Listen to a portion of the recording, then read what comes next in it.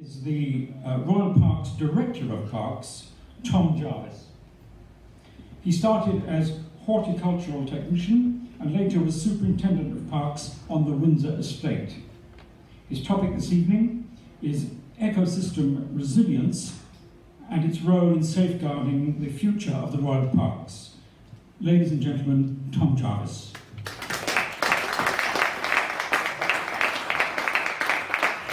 Thank you all very much. Assuming you can hear me, I'm booming out across you all now. In that respect, thank you.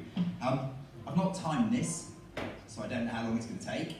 I hope around 30 minutes in that respect. There's 77 slides, there's quite a lot to get through, so I hope you'll enjoy it as much as I enjoy my job and my role and what I do within the Royal Parks.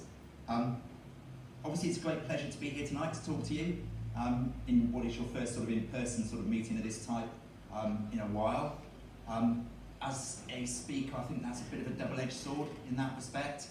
On the one hand, I don't know what your expectations are, but equally as well, I'm not following a speaker who you saw a month ago who was absolutely superb. So in that respect, I do remember I went to my son's school once to talk about Kensington Gardens, and that's the school by the edge of Kensington Gardens, and I thought I was the bee's knees talking about that until he informed me afterwards that the week before they'd had a fighter pilot, and the week before that they'd had a dad who climbed Mount Everest. So, in that respect, I think it's often to start, good to start at a point of a reasonable expectation. So, this evening what I'm hoping to do is to give you sort of a brief presentation around my thinking of what the future challenges are for the park space, how we might as an organisation, that's the Royal Parks, and ourselves as users of the parks, sort of what we might do to try and safeguard and work with those parks moving forward, to try and mitigate some of the challenges that we face.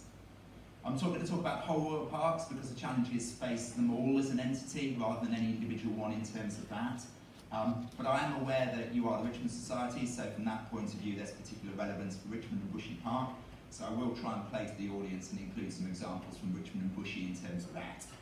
I'll talk in general terms, not in technicalities, because that's what a lot of my teams do in terms of that. And I'm not an expert in the day-to-day management and minutiae of those parks. That's what I leave the park teams to do.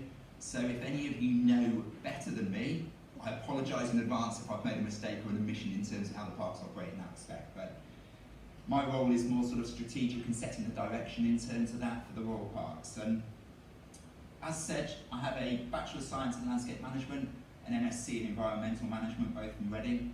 I started horticulture in 1990, moved into local government in 1994, and started in the Royal Parks in 1998. So as a 27-year-old, I got the opportunity to work in some of the greatest parks in the world. I got the opportunity to be involved in some of the most wonderful events, some of the most magical opportunities that anyone has had. And that really had a significant impact on my career and how I evolved in terms of that. I rose up to, as it said, Park Manager of Hyde Park in Kensington, and then moved to Windsor, where I was Superintendent of Parks for Windsor Great Park and for Her Majesty's Private Park, the home park around the castle. But always there was that little voice in my head saying, back to the parks, back to the parks, back to the parks. But there was only one job I'd ever come back for, and it was this one.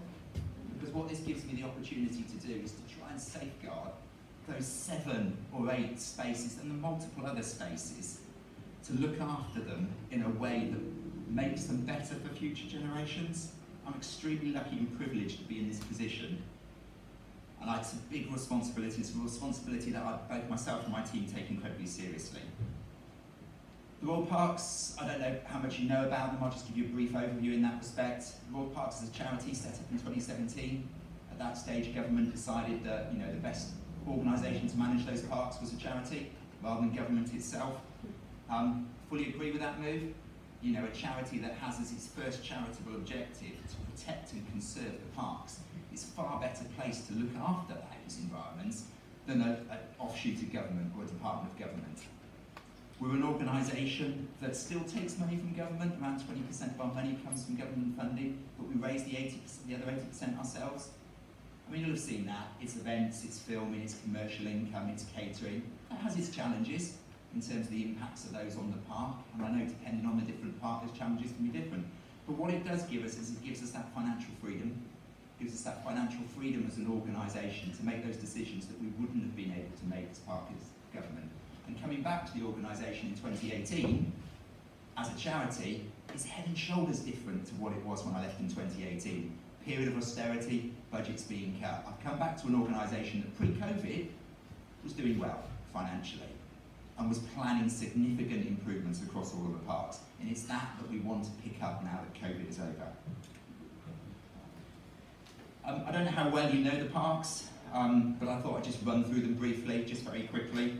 I mean, I'm responsible for all of them, but as any parent will know, it's impossible to have a favourite child, and if you do have one, the last thing you do is tell anybody which one it is. So if you want to know which is my favourite park, please come and talk to me afterwards, but at this stage they are all my favourite. Hyde Park, one of the most well-known parks in the world, always struck me when I went on holiday, pre-kids, when I actually got to travel abroad. Anywhere in the world, whoever you met, you mentioned Hyde Park, they knew about it. Kensington Gardens, you know, a park that to me epitomises the landscape design and character of that era, that 18th century. The whole tree avenues, how they radiate out of the palace, the formal character that park remains is incredible. Brompton Cemetery, I don't know how many of you know Brompton Cemetery, one of the magnificent 7 cemeteries built in the 19th century. An absolutely wonderful site and an oasis of biodiversity in central London. St James's in the Green Park, iconic location for events of national significance, international significance in that respect, but also vitally important for biodiversity and conservation in central London. Regent's Park, horticulturally, you know, just one of the best parks in the world, I think, in terms of that. Queen Mary's Garden, Avenue Gardens, English Garden, but also a really important resource for the local community in one of the most densely populated areas of London. Camden doesn't have a lot of green space. Westminster doesn't have a lot of green space. These parks provide a really important role for those local communities. Greenwich Park, World Heritage Site, again, a lot of formal character retained from its time as a royal park and a palace. Also a park that we're working with the Lottery Fund, significant sort of £8 million investment moving forward in that park to restore the historic landscape character of the park, but equally as well to try and manage the visitors, design an infrastructure that maybe sets some examples going forward about how you manage large numbers of visitors in parks, disperse or providing facilities for them, to try and deal with some of the challenges we have around visitor pressure. Bushy Park, I mean, what can I say about Bushy? It's absolutely wonderful in that respect. One of our least known parks, I think, in terms of that, in terms of visitor numbers, and if you do use it, you probably want to keep it that way. But yeah, SSSI, Site of Special Scientific Interest, and incredibly important for wildlife and biodiversity. Richmond Park, largest park, as you said, SSSI, you know, incalculable value for London in terms of its biodiversity and conservation value, and obviously home to the deer, which is great on one side, but can also cause us a fair number of challenges in that respect. So again, any talk about parks at this stage coming out of COVID wouldn't be complete without sort of an update on COVID. Yes, last 18 months posed us challenges. Large numbers of people use the park, lots of new people that we hadn't seen before, presented us with lots of new challenges, new users, different users. But equally as well, we managed to keep the parks open. Those teams that worked in the parks, both contractors, concessionaires, supported by volunteers, stakeholders, friends and users, we managed to keep those parks open. We managed to keep them open and positively used for so many people in London in that respect. We had to do some things differently. We had to change our operational models on occasions.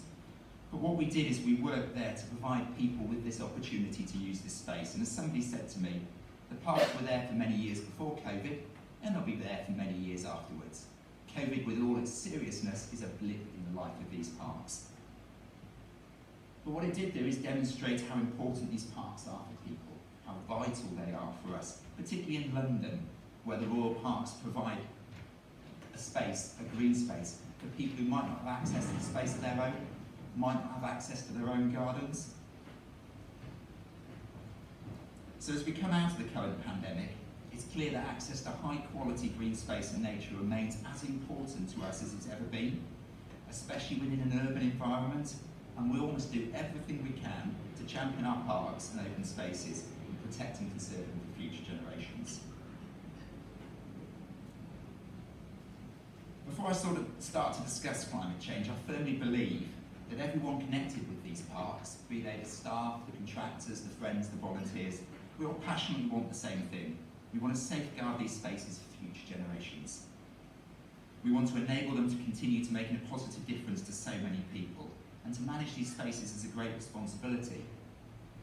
For me, I want to be able to hand these parks over to my successor in a better condition than I received them. What I don't want is them to have fallen behind on my watch. We face many challenges moving forwards. We've touched on a couple of those so far: population growth, visitor pressure and behaviour change. You know, these are real issues, but they're issues where I feel relatively confident that as an organisation, as a society, we can deal with them. Campaigns explaining to people how behaviour needs to be within the parks, plans around visitor dispersal, visitor engagement, education, and the fact that we have strong public support for these parks, I think puts us in a good position to manage visitor pressure moving forwards. What I perceive to be the biggest threat and the biggest challenge moving forward is climate change. Climate change and the changes that it is driving within our parks. The impacts of climate change are on a scale we've not seen before, and our options to mitigate these changes are limited. The duration and severity of the impact is increasing year on year, and worryingly, the speed of change is increasing. We're starting to see things in our lifetimes or within periods of time that we hadn't seen before. If I go back to my training in Reading in the 90s and my early times within the parks, I always viewed the landscape as permanent. You know, we were taught about historic landscapes, we were taught about natural landscapes that have been there for hundreds or thousands of years. Perception about our ability to influence those was limited. That's clearly not the case. We think about this on a personal level.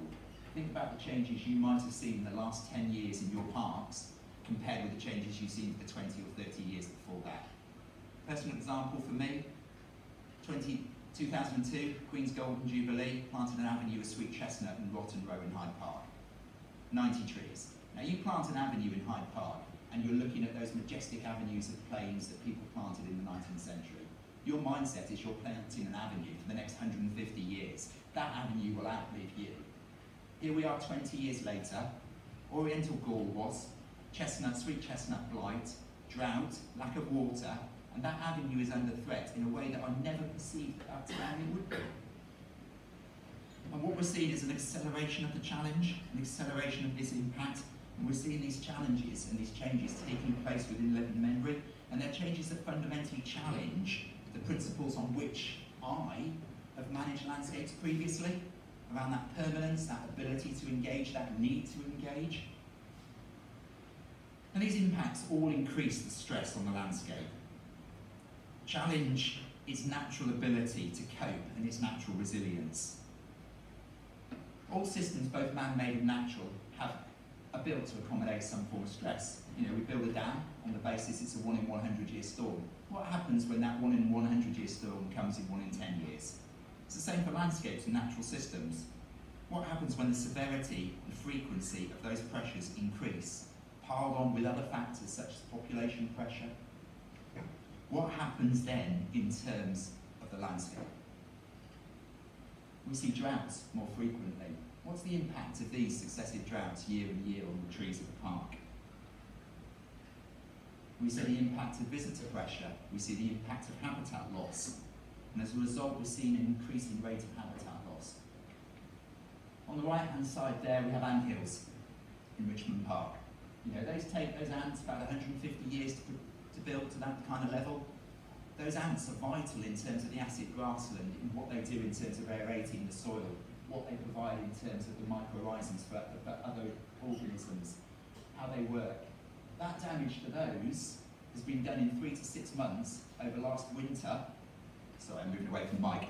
3 to 6 months over last winter as a result of increased climate, increased visitor pressure, but equally increased rainfall. You've got wet areas of the park, you don't want to get your feet dirty, so where do you walk? On the hummocks. You don't know that the hummocks are anthills. You might not necessarily know that the hummocks are anthills, but you have an impact. And as we see the habitats threatened, we see the biodiversity within those habitats threatened as well. These parks are some of the richest sites for biodiversity in London, but even these green spaces are showing the impacts of climate change. Talk about pests and diseases, oak processionary moth, something you'll be aware of in Richmond Park. Sudden oak decline, we spoke earlier, didn't we, about oriental gall wasp, sweet chestnuts, leaf miner and bleeding canker on horse chestnuts. Who last saw a horse chestnut in full leaf or in full flower? Bushy Park, Chestnut Avenue. There are 5 rows of trees either side of that avenue. Only the middle avenue, the middle one nearest the road, remains chestnuts. The rest are limes. And that's a reaction to how those trees have developed in terms of that. So again, if we just take that moment to think about the changes we've maybe seen personally within the Royal Parks and what impacts we might see in the future. I mean, I've used, what we see, desire lines that don't naturally regenerate so swiftly over the winter, algae blooms more frequently on our lakes, flash floods and droughts, all of which demonstrate the reduction in that landscape's natural resilience and its natural capacity to handle stress, but also calls into question how we manage these landscapes. Are we doing the right thing? Is the way we're managing them at the moment now supporting them or not? I mean, I've used this slide before, and again, from a personal point of view, this is really telling. I mean, this was a group of 3 cherry trees in Hyde Park. 40 years old, 50 years old, potentially those. The 3 trees were absolutely stunning when they were out. These have gone in the last 3 or 4 years, primarily due to a lack of rainfall in terms of that. And if we think about trees as well, a lot of the indicators around climate change in the first instance focus on our trees and what we see happening to our trees. Trees are such an integral part of the landscape. As I said, what's Kensington Gardens without the avenues radiating out from the palace? That centres the palace in that park. What's Richmond without the trees within it? What is the value of those trees to biodiversity, but to us as well, for cooling in cities, for air quality, and for our own mental health and well-being? I find it very difficult, even though I'm sort of 50 now, to walk past a tree without wanting to touch that bark. It's a connection that you have with the natural environment, and trees, I think, are very much part of that. So what does it mean for us? It means the parks are going to change. It means the parks are going to change. We can't stop that. What we can do is we can positively focus towards building ecosystem resilience and strengthening biodiversity. We don't have a choice about the change is coming. We have a choice about how we try and manage that change and support our parks to enhance the biodiversity and ecosystem resilience to sustain them going forward. Demand for green space all-time high. This is Snowdon, I think a couple of weeks ago. I think we probably all saw this, didn't we? Recent images, people queuing to get to the top of Snowdon. I mean, our access to green space in this country is one of the benefits of this country, but it comes with a responsibility in terms of how we use that space. Do we use it purely for our own immediate enjoyment? Do we use it for that run we want to do now, that picnic we want to do now? Or do we use it with the thought in mind that we want to use it next week, the week after, the month after, the year after, or for our children to use in a few years' time in terms of that? And if that's the case, we need to accept more responsibility for the impact of our actions and acknowledge our role in protecting and conserving these landscapes. That desire line path over the Desant Hills, it wasn't one person that did that. The picture next to it, that desire line path over acid grassland, wasn't one person that did that. That was multiple people. That was people making a decision or making a choice to act in that way. Maybe through lack of knowledge, maybe through ignorance. Very few people go out to a park with the intention to do harm. But again, we need to be responsible and understand the impact of our actions and the immediacy of what we want from a space like that and what we need to do to sustain it for the future. We all contribute to what happens within the parks. We all might feel, it's just me, it's just my dog, it's just my piece of litter, but we all bear some responsibility for the final results. And when you multiply that over millions, the millions of people that visit these parks, it's no surprise that we see the impact that we do within them.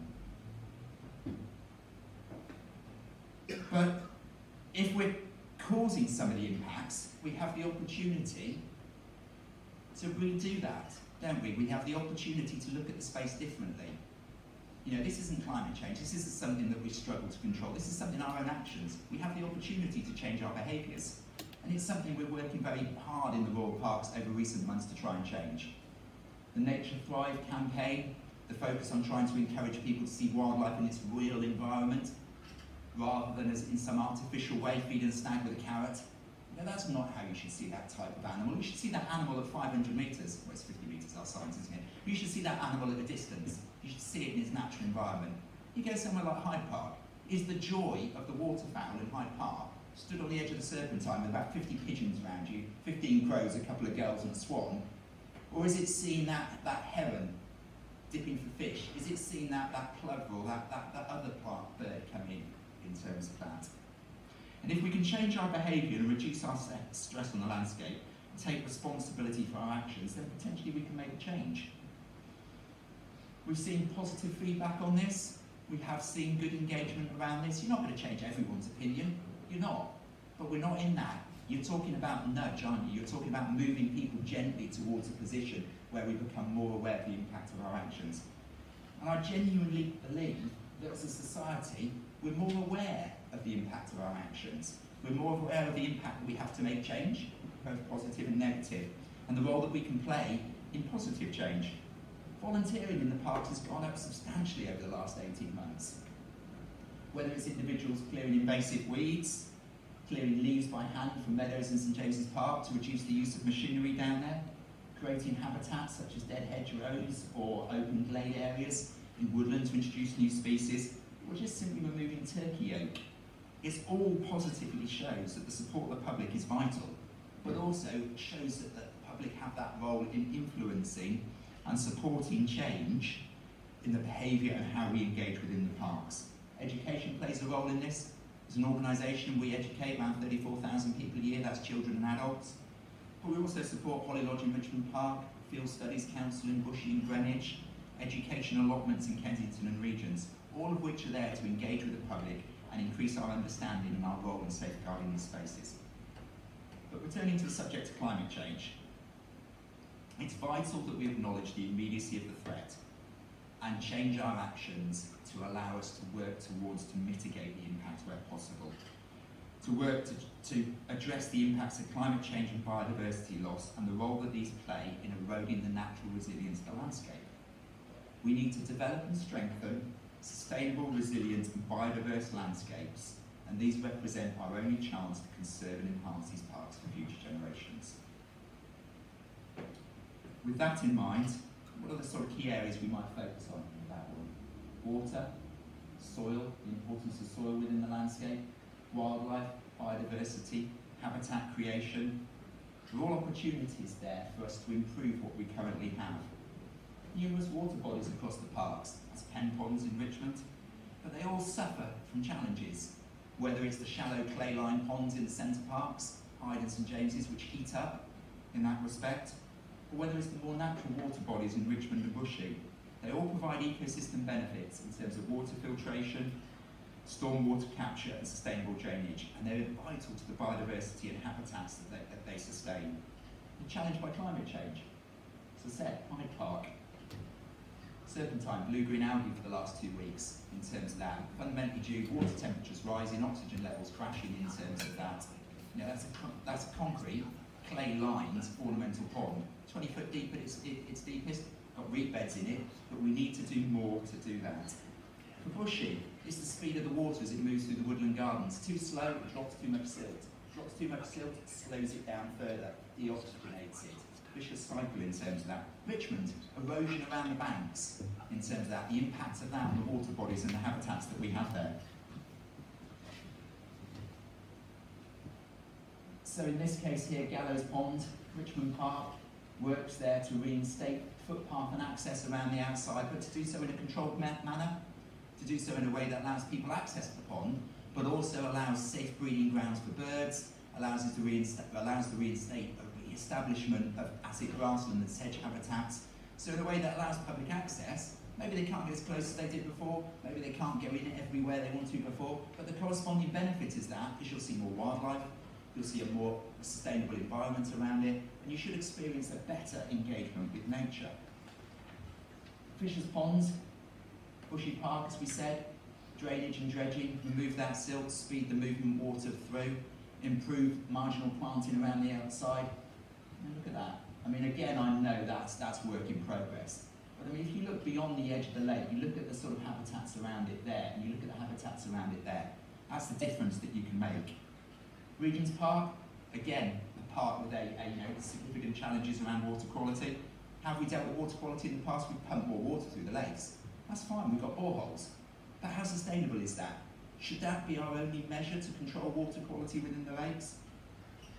Works there, dredge, remove silt from the bottom, take out some of that toxicity that builds up over time, create marginal habitat planting on the outside, new habitats, but also we've got all infiltration. But also what worked really well at Regions is where we first trialled that bird feeding piece, where we first engaged with the public, engagement, education and enforcement in that respect, and really made a difference in terms of the people who fed in that area. But again, it's capital works, but it's also how we adapt our current ecosystems. We all see changes in rainfall patterns. We all see the impacts of flooding as man-made systems are overwhelmed in that respect. Drainage is very much about moving water, man-made drainage, from one place to the other as swiftly as possible. If you look at the picture on the right, on the left, that's water moving out Hyde Park, but what's it taking with it? What soils is it taking with it? What nutrients, what elements of the ecosystem is it taking out with it? We can deal with this by investing in traditional infrastructure, put better drains in, can't we, dams in, we can put in those traditional measures. Or we can look to try and implement measures that adapt the landscape to build some of that natural resilience that the landscape has to cope with this type of challenge. These are a set of swales created in the north of Hyde Park, specifically to deal with the volume of runoff from North Carriage Drive in the north of the park. So you see them here, water in them. If you go to see them now, they're dry. But that's fine. They're there to cope with the water and hold it when you want it, but they're there to create a different habitat when that dries out during the summer months. You create habitat, you hold that water, you prevent it going straight down the drains, you prevent it impacting on infrastructure further down the line. But in doing so, you create habitats, you create more species diversity. Look at this. This is a map of the lost rivers of London. I don't know if you can see on the far left-hand side, I don't know if I can work the pointer, but on the far left-hand side, you can see Hyde Park. See that blue line running down it? That's the Tyburn. It's a river that traditionally ran through the park to the 18th, 19th century, culverted over. What are our opportunities to re-establish that? The landform's still there within the landscape. We're not saying recreate a river, but let's adapt that landscape to create it, also improve its ability to hold water, improve its ability to deliver different habitats, increase biodiversity. Soil. You know, one of the building blocks in terms of habitats in that respect, but fundamental to the health of ecosystems, but again, not permanent.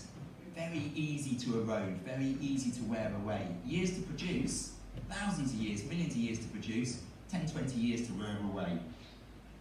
So protection of the soils is vital for us going forward.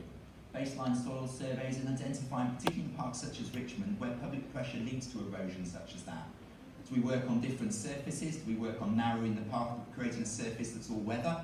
Sacrifice some of that environment to protect the outer side in terms of that?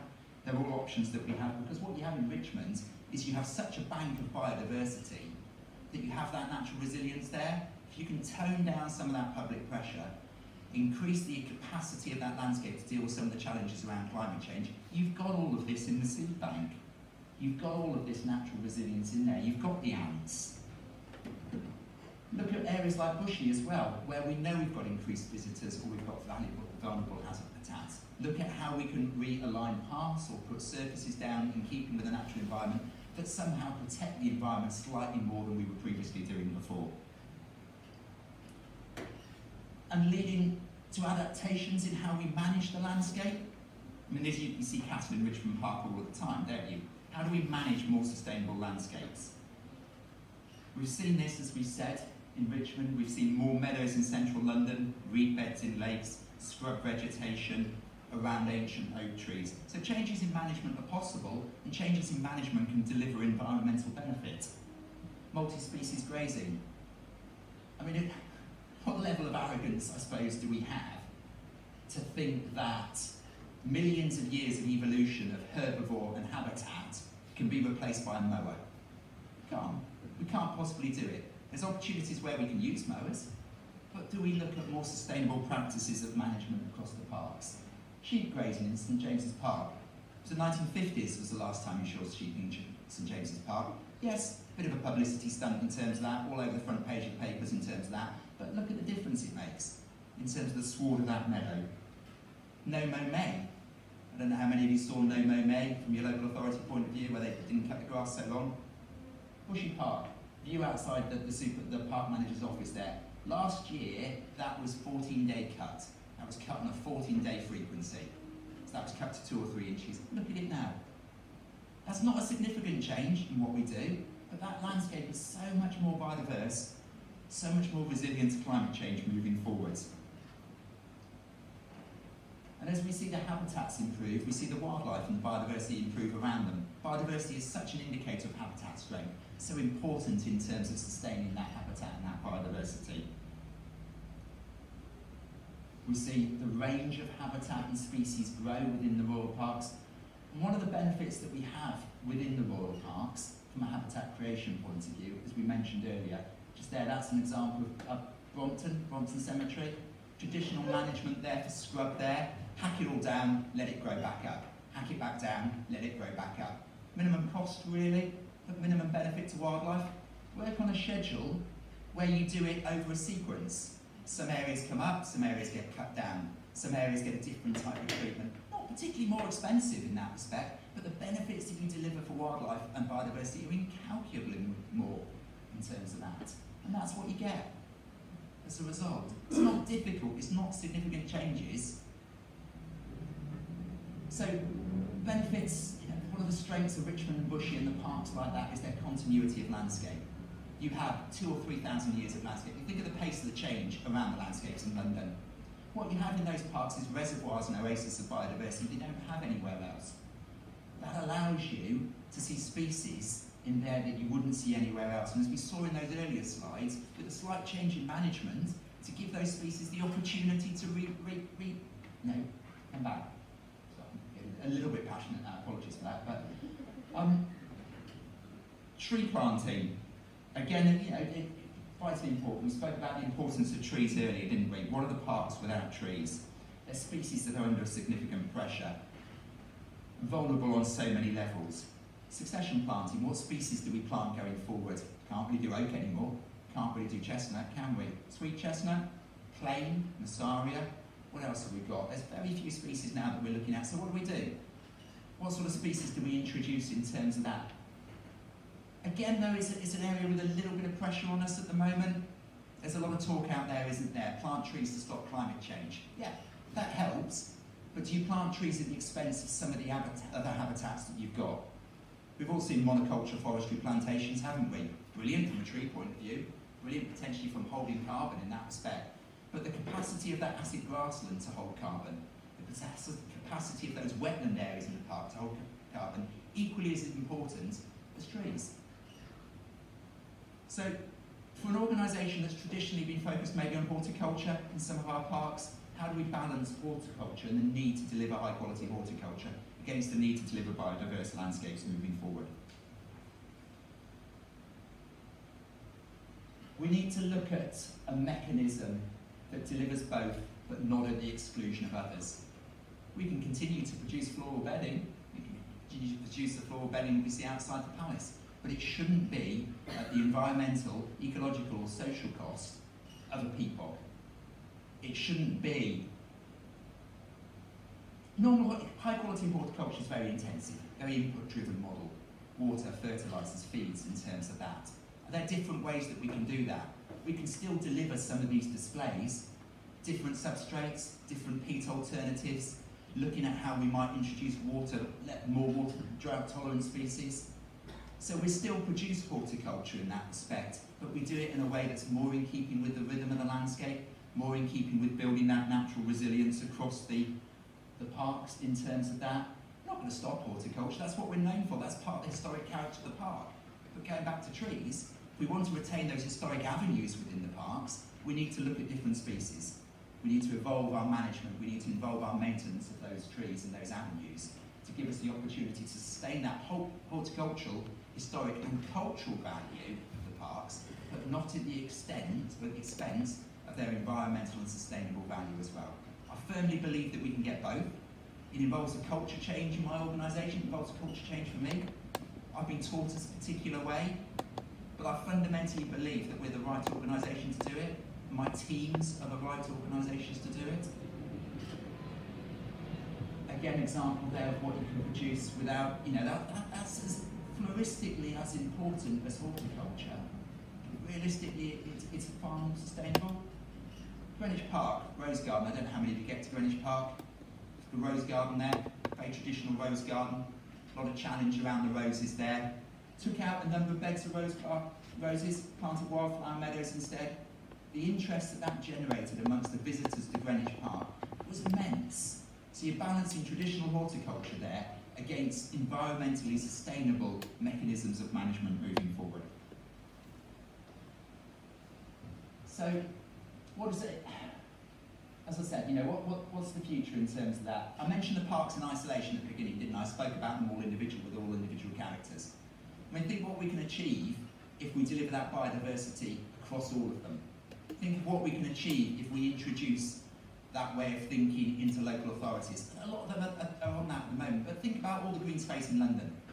Let's not look at things in isolation in terms of that. Let's look at that as a resource across the entire city in terms of that, and try and work to deliver the same level of biodiversity value across that as we might do in one of our locations here. Let's see TRP, the Royal Parks, maybe have a slightly more advocacy role. I don't know if any of you have ever worked in government, but when you're in government, you're really designed to sort of keep your head down.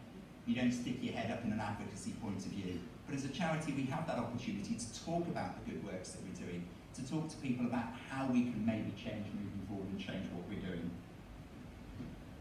Nothing that we've done to date is wrong. Nothing that we've done to date is wrong. There's no criticism in terms of that. But we're faced with extraordinary circumstances in terms of parks moving forward. It's a challenge we've never seen before, and it's a challenge that we need to step up to because of the importance of these spaces for people moving forward. The priorities have changed, so as an organisation we need to change with it. And our users and our visitors need to change with it as well, and we need to work with them to ensure that we're all moving in that direction.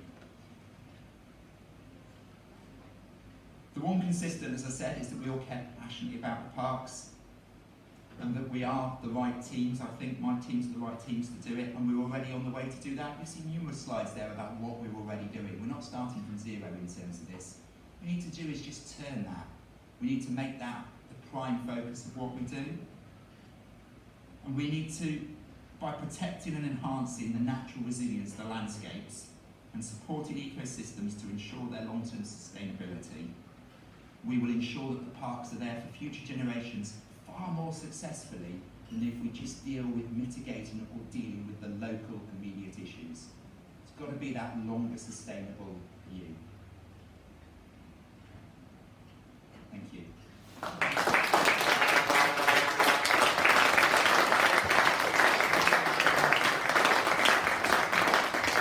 Thank you very much, Tom. May I ask the first question, which is, if stress on the landscape must be reduced, how do you get that message across to the mass of visitors to the Royal Parks? To explain to people the impact of their actions.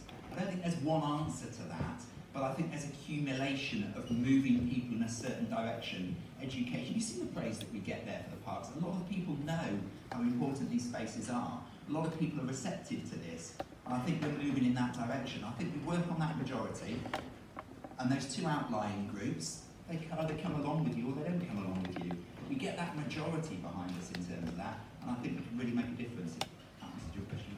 Thank you so much. Thanks, Tom. Now, questions from you all. We have a microphone here, so if you'd be good enough to wait for that so everybody can hear. Any questions for Tom?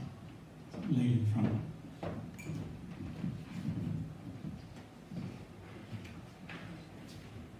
You fill me with hope. But this is a very minor question. You said which trees you won't plant, oak and chestnut. Which ones are you planting now? Lime, as we said, lime is pretty resistant in terms of that. It's not that we wouldn't necessarily plant oak, but you wouldn't necessarily have some of those go-to trees that you've done previously before.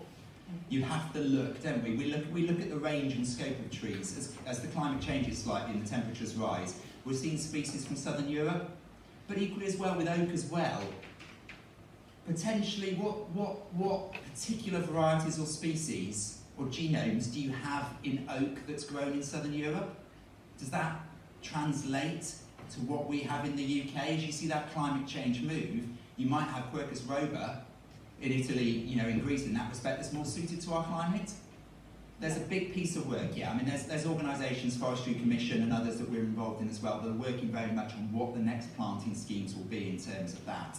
And it's a long-term project. I think in that respect, within our parks, it's about trying to identify what works well, what the challenges are to different species, and trying to identify within the pool that we have around biosecurity in that respect, how we try and plant species that would probably work. Hawthorns are one. You know, we're looking to plant a lot more hawthorns in Bushy Park. Bushy Park originally, you know, very well known for its hawthorns. Hawthorns play a very important role in that ecosystem, that mid-layer range in terms of relatively short-lived from a tree point of view when you compare it with an oak, but vital when they get veteran in terms of the habitats that they produce. Any more questions?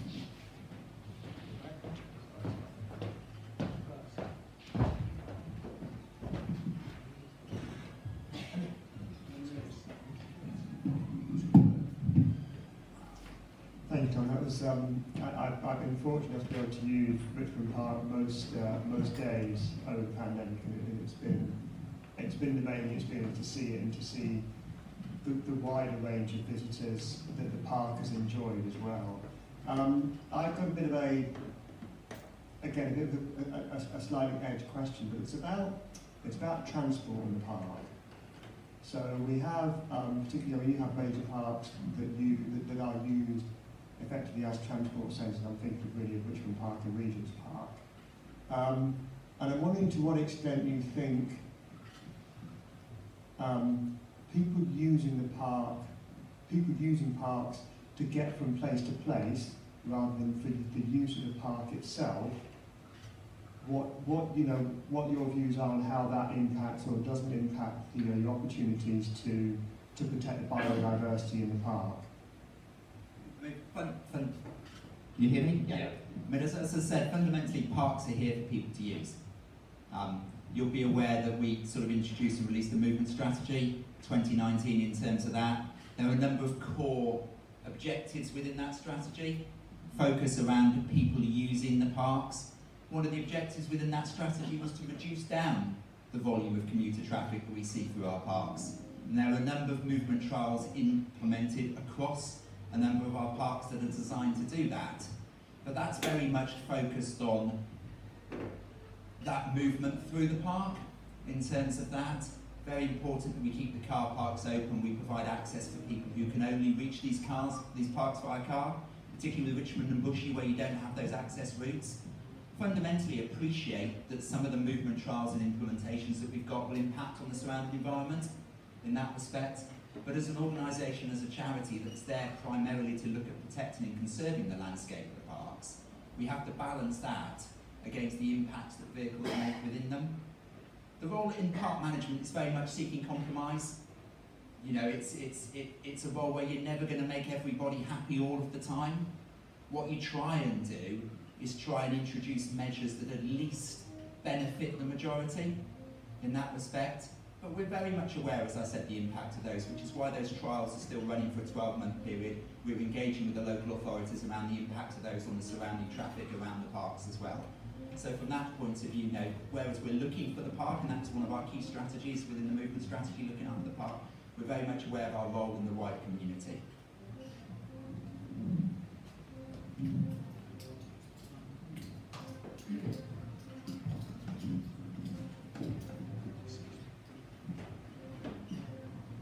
Thank you, Tom.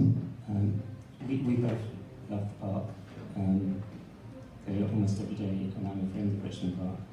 And I hope you don't mind my question, because it's basically the same question, but I put it a bit more strongly there. And I appreciate the positive intention of passing on to the park in a better state than you took over. But that's not what I'm seeing in some ways. And also your intention to balance the needs of the users of the park. But I could use a metaphor that perhaps trying to balance the needs of a steamroller against a fawn or a bird.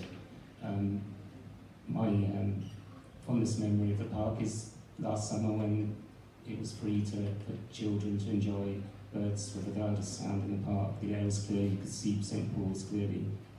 You can't do that now. So it seems the park is more of an enabler of the principal cause of climate change and pollution in the park, which is in none of these slides. And to try and meet the need, well, I wouldn't contend that a rat running dryer has the good of the park as their core intention. So it is a climate emergency. It is not a walk in the park if you're really truly interested in preserving it for the next few centuries. So the question is, when are you going to set the park to motor traffic? I think we've come further in terms of movement strategy in the last 2 years than we have in the last 50 in that respect. I don't have an answer to that question that you're posing there in terms of that. You know, as I say, as an organisation, we have a number of movement trials in place, some of which significantly impact on that experience within the park in terms of cars within the park. I'm not able to answer when we'll bring traffic out of the parks in their entirety. As I said earlier, you know, there's opposing views on either side of that. I appreciate the impact that vehicles make within the parks, and that was one of the items that we consulted out on the movement strategy, and the trials that we have in place are as a result of that consultation. I fully appreciate the point that you're making in terms of that, but I'm not in a position to say at what point TRP will ban vehicles from cars, or cars from parks in that respect. It's at the moment we have a movement trial, we have a consultative process that we're moving through in terms of that. And I feel strongly that it's the right process, it sets us in the right direction, it achieves more than we've ever done in recent memory in terms of that. Might not go far enough for some people, might go too far for others. But again, any change has an element of compromise engaged with that, and finding what's better for the majority in that respect. And I feel very confident of where we are in terms of our movement strategy and where we've moved to that. I'm not saying where we'll go in the future, but the movement strategy that we have in place at the moment, so I'm not able to give you an answer in terms of when we'll pull cars out of the park. Any other questions? So thank you, Tom, for a fascinating talk. 2 parts. One, when I cycle around the park, I think I see a horrible yellow weed. Is it called ragwort? Which seems to be spreading everywhere, or wherever I seem to go. Anything we can do about that? Or maybe you think it's nice. And secondly, the ultimate horror, the planet is heating up. We've seen pictures of, or heard about, huge fires in California, but also in Siberia, which is supposed to be frozen, and in different parts of Europe. The nightmare would be, what happens if we have a gigantic fire in our beloved Richmond Park or Bushy Park? Are you planning for that? What can we do about that to mitigate it? Shall I take the second question first? Is that right? At least remember it. Fires are a challenge. You know, we will always put stuff out around barbecues. I don't know if you saw back on one of the slides, there was that image of the burnt tree and the lizards that got burnt in a grass fire that was started by a barbecue. So we're very much aware, particularly at this time of year and over the summer months, of the threat, and equally earlier on in the year before the bracken kicks off as well. That's a threatening period in that respect. So there are measures introduced, there's fire breaks cut, there's good engagement with the local authority and the fire service that they run drills in terms of that. We had a fire at Windsor when I was there in the forests. That was tragic, but it was controlled and it was managed, and we got on top of it in terms of that. So, and again, nature is very resilient in terms of that. You know, a small controlled fire within the park, we would see the park come back after that. So the measures that we have in place are to try and stop that wider sort of configuration in terms of that. Now back to the previous question around ragwort, brought up on, you know, on horticulture and sort of landscape management and working at Windsor. Ragwort has a particular issue for horses in terms of its noxious weed in that respect, but equally, conversely, it has a really important role for the cinnabar moth. So what we need to do in terms of that is balance.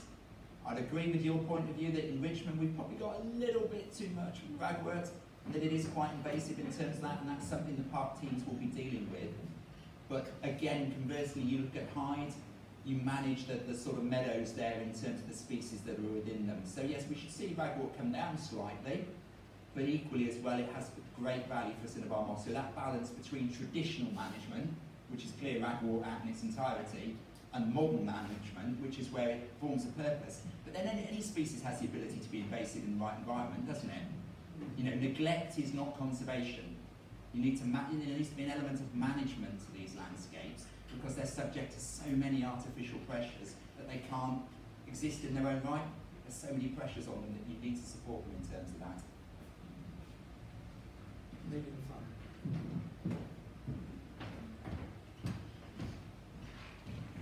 Thank you. First of all, thank you for a wonderful talk. It was absolutely marvellous. And congratulations on what you're doing. Mine is more a comment, really, than a question. And I'm looking at this slide here, and is that rye grass that I'm looking at? Because I think biodiversity needs to start from the ground up, and we need to have greater variety of grasses. There's some marvellous grasses. And then when you, this idea of monocultures, I think it has been traditional to use monocultures.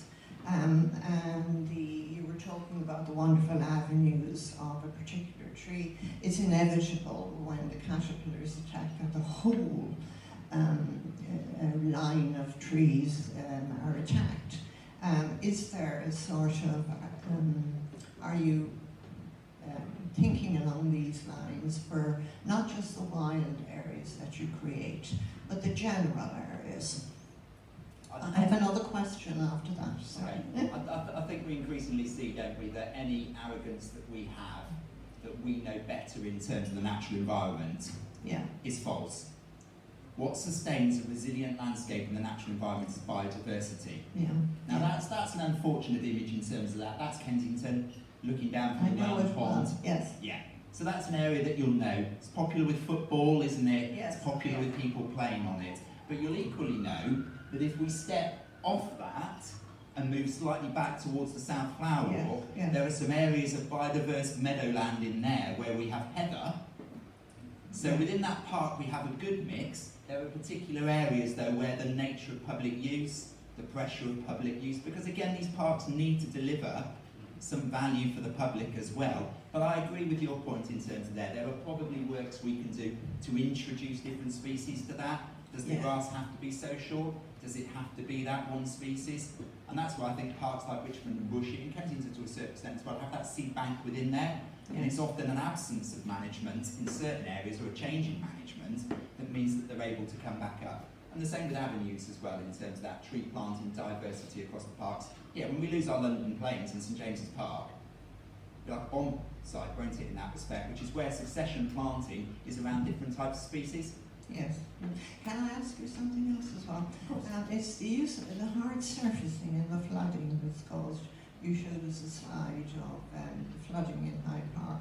I mean, this is a huge problem, not just in the parks, but all over London, where people use hard surfacing for car parking. Every little garden in the suburbs is now hard surfaced, and so you get a huge amount of runoff. Now, I was wondering, in the parks, do you have any future plans for using a different hard surfacing? Because I have read that there is a type of macadam that is in fact permeable. Are you looking at that to use more permeable surfaces on paths? I mean, we would definitely use more permeable surfaces. I know in some of our playgrounds recently we've changed to more permeable surfaces where we've restored or refurbished those. How passionate do you want me to be at this point? What is the one resource in central London that we're not building any more of? Green space. We're producing plenty of grey, aren't we? Every opportunity, it's a new building, it's a new hard surface in terms of that. What aren't we producing any more of? Any green? Yeah. There needs to be an opportunity for us to repurpose the use of certain areas of grey within parks to green. That's a far more sustainable way of managing those environments than changing the surface in terms of that. There must be opportunities to reduce the hard surface within the park and increase the scope of green surface within the parks in terms of that. Surely there is research going on into different types of surfacing. There are, and as I said, you know, in terms of the work, you know, the works we might well be doing in Richmond Park in the next few months around reinstating footpaths, you know, those will be surfaces going back that are permeable in terms of that work slightly more with the landscape. As I said, in our playgrounds, some of the wet pour that we're using in those now is a permeable wet pour, which takes the moisture through it. As you saw in those images, yeah, you know, you have large areas of tarmac, any rainfall on that comes off. So you either have to produce your infrastructure in a way that copes with that runoff, which means massive overspend in terms of infrastructure, or you have to try and come up with a more sustainable way to control that moisture, which, as you say, is either a more permeable surface, which we've used in numerous locations in the parks, or introducing slightly more in the way of green space within that environment. Any other questions, everybody?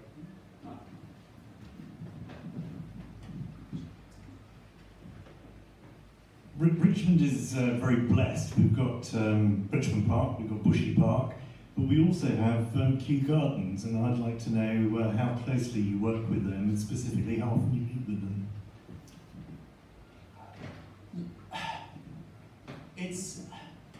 We've dealt with Kew quite significantly around open session with moth.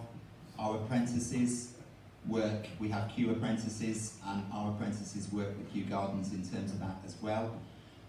Probably not as much as we should in that respect. I think the challenge with any organisation is that, you know, you can be quite inward focused in terms of that, and again, that's where I think the challenge such as the one we're facing means that we need to be engaging with our wider communities in terms of that. There's so much that we as an organisation can learn from organisations such as the National Trust or local authorities that have done it better than us. Just because we're the Royal Parks doesn't mean we're the pinnacle in that respect. Now, I was talking to one of the staff in Bushy Park today, one of the guys on the ground, you know, and his comment was, we were talking about sweet chestnut pollard fencing that's going up, and his comment was, every day is a learning day. You learn something more on every occasion in terms of that, and I think there's a danger sometimes that we become a little bit narrow focused within the boundaries of our parks. We know our parks so well, the park management team know our parks so well, that can get you a little bit insular. As I was saying, what we need to do is we need to view these parks as part of the green space across London, and the value that they produce as part of that. What's the point in having 8 or 9 brilliant royal parks if the rest of the parks in London aren't as good? We should be working with other organisations, Kew included, National Trust. We spent some time down in Morden Park recently with them there about that.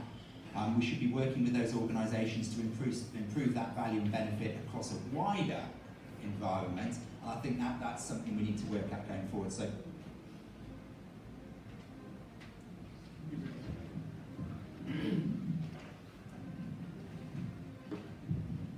I'd like to know what you're doing with regard to the bracken at Richmond Park. as I said, the technical detail of the park is something that the park management team would know slightly better than me, but I know we have a process in place for rolling that. I know the Shire horses are relatively well used in terms of that. I know that we will use chemical control as well, Agilox in terms of that, in terms of chemical control of bracken. And it is a habitat within the park that is managed in that respect. So that's probably the extent of my knowledge in terms of that. You know, as we said with ragwort, you know, any species within the park needs an element of control, particularly in an artificial environment such as that. So bracken is something that we do control, and I know that, you know, there are a number of measures that we use to do so. My wife and I went to Wilding, and there was a lovely show of ragwort. I also went on a train from Richmond down to Kew, probably about 6 weeks ago, and the field on my right was absolutely covered with yellow. Very beautiful. And I understood from Wilding how useful the ragwort is for the various insects and things. Yeah, no, I mean, it is, we said earlier, it's very valuable in that respect. Again, though, it's like it's balancing, isn't it, in terms of a field of ragwort or complete ragwort within our parks would impact on the acid grassland, would impact on the anthills in terms of that. You get different species coming up on the anthills due to the different soil structure in terms of that. So there's an element of control that needs to be exercised in terms of that within the natural environment. But ragwort, I know, does provide a lot of benefits.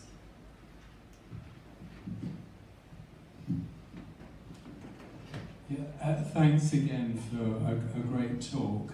I'm concerned that a lot of visitors to the parks, and I know the situation in Richmond Park possibly better than some of the more central London parks. One thing that concerns me is that it strikes me that a lot of visitors are not sufficiently aware of the fragility of the ecology of the park. And I wonder, I imagine that the Royal Parks has some input to the education of children. Whilst children are at school age, if they could learn a bit more about the fragility of the parks, then as they grow up, hopefully there will be a much better understanding about treading lightly in the parks. I mean, I'd completely agree. I mean, I may well have given an impression with this that absolutely everything is rosy. It isn't. There are challenges. You know, you look at the use of Hyde Park in the summer. You know, you look at the use of that parade ground and the waste and rubbish that we need to deal with that. You look at how certain sections and people use our parks. There are challenges out there. But as you say, education, you know, as I said, 34,000 people we educate for the Royal Parks each year in terms of that. And that is school-age children. So that's engaging with individuals at that age when they're slightly more susceptible, but it's also talking with adults. Our tree walks are incredibly popular in terms of that. The walks that we do across the parks, and I know the ones in Richmond are as well, you know, improving that education. Because as I said, most people wouldn't come with that desire to do damage. It's probably a consequence of ignorance or lack of education or in that environment, not in general, and a lack of understanding of the impact on their actions. And that's vital moving forwards in terms of improving that, changing and influencing visitor behaviour. Anybody else?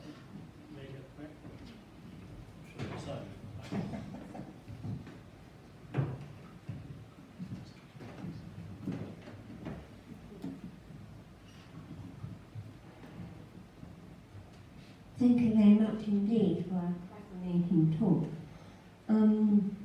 I would like to bring up, you've actually mentioned it in passing, there seems to be a more pervasive weed, quote, than ragwort, and that is the litter. And your lovely photographs showed perhaps one or two, but certainly in Richmond Green, Terrace Gardens, I'm not so familiar with the park. Mine's actually, I understand this comes under educating the public. But how, I mean, when you look at the green... Again, it's as I said, it's not an easy solution in terms of that. You know, we live in a relatively disposable throwaway culture. You know, things like Uber, Deliveroo, those type of things. You know, we're seeing pizzas delivered to the park, which never happened before. That pizza comes in a box, isn't it? That type of individual who calls a pizza to the park is unlikely to be the type of individual who's going to carry that box home on the tube. So where does it go? It gets dumped in the park. I mean, from a Richmond point of view, I know Richmond Park benefits significantly from the volunteers that litter pick it. You know, there's a good group of volunteers that identify areas there. Bushy Park as well, we're trying to push forward recycling. New bins that have gone in, education around that. It's a difficult challenge in terms of that, and it's about educating, you know, people who fundamentally maybe don't necessarily hold some of the same values around waste that others do in that respect. There's a school and argument, isn't there? You take bins away. You know, you take bins away and then people are forced to take it home. Yeah, I think that's probably a little bit nuclear in terms of that, but you know, a third of our budget across the parks goes on clearing waste. So that's a third of our budget that we could be spending on improving biodiversity and ecosystem resilience goes on waste clearance.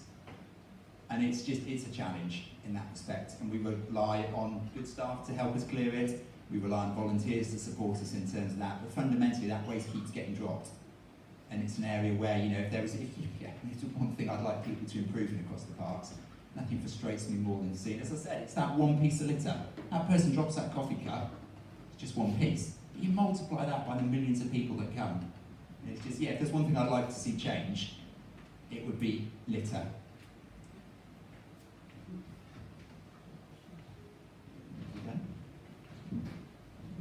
What a shocking statistic that was. No. But really quite a shocking statistic, the volume of litter and the cost of clearing it up. I don't think I appreciated that until this evening, and I imagine all of us has learned something this evening, some of us a great deal. As Clive said in his question, tread lightly upon the parks. Thank you very much indeed, Tom, for fascinating talk.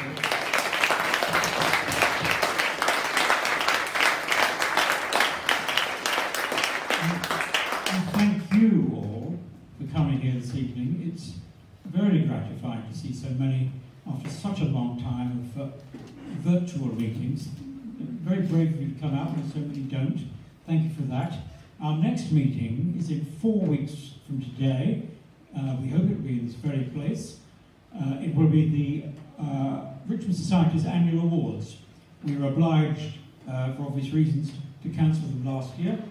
So we hope to be in this hall on Thursday, the 14th of October, and I hope you and many more will come to see the nominations that we've received for our awards and the presentation. Thank you very much indeed, ladies and gentlemen. Stay safe, go well, and have another glass of wine.